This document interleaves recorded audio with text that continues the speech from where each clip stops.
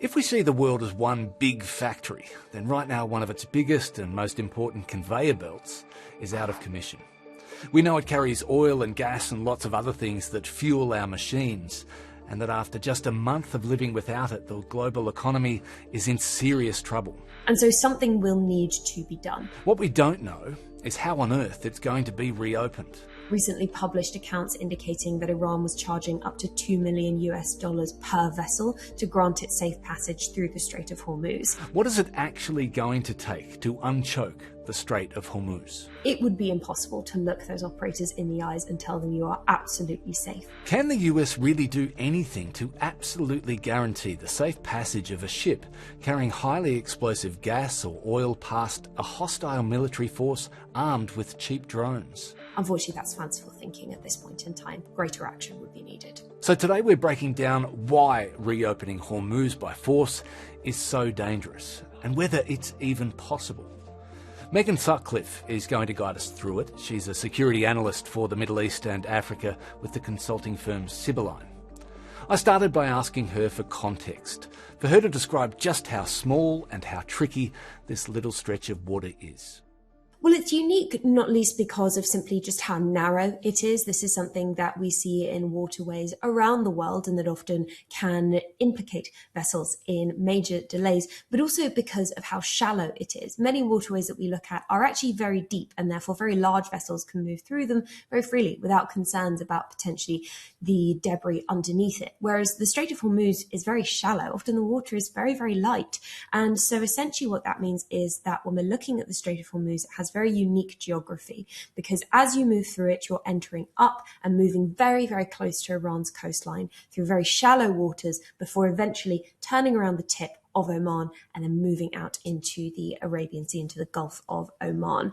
That makes it unique and makes it something that Iran is therefore able to uniquely manipulate, particularly in the context of a war as we're seeing at the moment.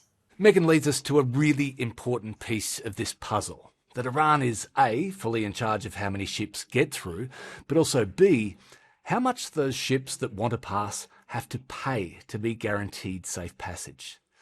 It's what the rest of the world is now calling Tehran's toll booth. In my mind, yes, the intelligence that we have regarding the state of play in the Strait of Hormuz is that Iran is leveraging its control of this waterway in order to extract facilitation payments from vessel operators. So, for example, Lloyd's List, another intelligence firm, recently published accounts indicating that Iran was charging up to $2 million per vessel to grant it safe passage through the Strait of Hormuz. So that's the status quo. Shipping has ground to a halt, and clearly that needs to change in the eyes of the United States and Donald Trump, who is very market conscious and might rather be operating Trump's toll booth. But how do they reopen it? And how is it even possible that after a month of heavy attacks, that Iran is still in control? So Iran is not known to still have a conventional navy. In the course of the Israel-US-Iran war, we have seen both Israel and the United States routinely engaging in airstrikes targeting vessels that form part of Iran's conventional navy. But many still assess that Iran has some non-conventional naval capabilities through the Islamic Revolutionary Guard Corps. Often the way that we see Iran's non-conventional navy working is by employing very small, very fast ships that are able to harass vessels, to redirect them into Iranian waters or into Iranian ports. But that's not the only way that Iran is able to manipulate the shipping levels as they move through the Strait of Hormuz. The other is essentially by threatening vessels. So let's talk then about the possibility of sea mines. The US has high-tech missiles like the Tomahawk, next-generation fighter jets, massive aircraft carriers. But could an old-school piece of kit like a floating mine be deployed by Iran? Or have they already been deployed? Well, we know that Iran has developed an arsenal of sea mines. Best estimates would indicate that by 2018, the Islamic Revolutionary Guard Corps had produced at least 5,000 sea mines that could be used in any waters that surround Iran. And we know that also in the course of this conflict, the IDF has announced several rounds of airstrikes targeting facilities it characterized as sea mine production locations, such as facilities that are found in the Yazd province of Iran. And so this This would indicate that Iran does have that capability. There isn't publicly available evidence to indicate that the Strait of Hormuz has been widely mined at this point, or that Iran has attempted to construct a barrier of mines that would critically disrupt vessel navigability or the navigability of this waterway. However, it is something they have within their arsenal, and it is possible that should we see pressure on Iran's security forces continue to mount, that we would see the IRGC deploying sea mines in a selective way within the Strait of Hormuz in order to deter the resumption of shipping. It wouldn't necessarily take a complete barrier of mines to be constructed across the 40 or so kilometers of the Strait of Hormuz to have an impact on global shipping. If we did see the deployment or even the detonation of several sea mines, insurers for vessels would become extremely concerned. Vessel operators would be terrified for the safety of their staff and their assets. And so we could expect shipping to essentially grind to a halt from the Persian Gulf until active demining had taken place. So if there are already mines in these waters or not, shipping is behaving as if that threat were real. So what is the United States going to have to do to make it safe, to get the world economy going again?